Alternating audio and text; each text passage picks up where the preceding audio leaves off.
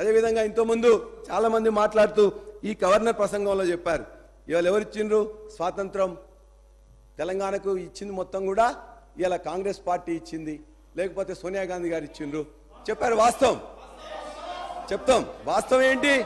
ఒకవేళ అదే వాస్తవం అయితే తెలంగాణకు కాంగ్రెస్ పార్టీ ఇచ్చినట్లయితే కాంగ్రెస్ పార్టీ ఎప్పుడు ఇచ్చి ఉండాల్సి ఉండే? 1956లోనే కలపకపోయి ఉండాల్సి ఉండే, 1969లో 369 మంది చంపకపోయి ఉండాల్సి ఉండే, 2004లో కామన్ మినిమం ప్రోగ్రాం పెట్టి మీరు మేము పొత్తు పెట్టుకున్నప్పుడు ఆ రోజున 2009లో చిదంబరం గారు చెప్పినట్లయితే ఆనాడు ఇచ్చిండే, అప్పుడు కాంగ్రెస్ పార్టీ ఇచ్చిందని చెప్పేసి అనుకునేవాళ్ళం. కానీ 2001 నుంచి 2014 తర్వాత పోరాటం చేసి అందరితోని జై తెలంగాణ అనిపించి జేఏసీ చేసి పోరాటాలు చేసి త్యాగాలు చేసి ఇవాళ ఒక అనివార్యత కల్పించి తెలంగాణ తెచ్చుకున్నాం. తెలంగాణ ఇవ్వలే, తెలంగాణను తెచ్చుకున్నాం.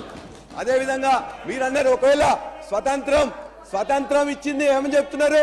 స్వతంత్రం ఇచ్చింది ఇలా బ్రిటిష్ వాళ్ళు స్వతంత్రం ఇయ్యలే. ఆనాడు నాయకులు, ఆనాడు వ్యక్తులు, ఆనాడు పార్టీలు ఇవాళ మొత్తం కూడా బ్రిటిష్ మీద పోరాటం చేసి తెచ్చుకున్నారు తప్ప బ్రిటిష్ వాళ్ళు ఇచ్చిండ్రు అని చెప్పేసి మీరు ఒప్పుకుంటే ఇవాళ కూడా కాంగ్రెస్ ఇచ్చింది అనుకుంటాం. అంతే తప్ప ఇవాళ అందులో ఎంతైతే ఉందో ఇదే అంతే.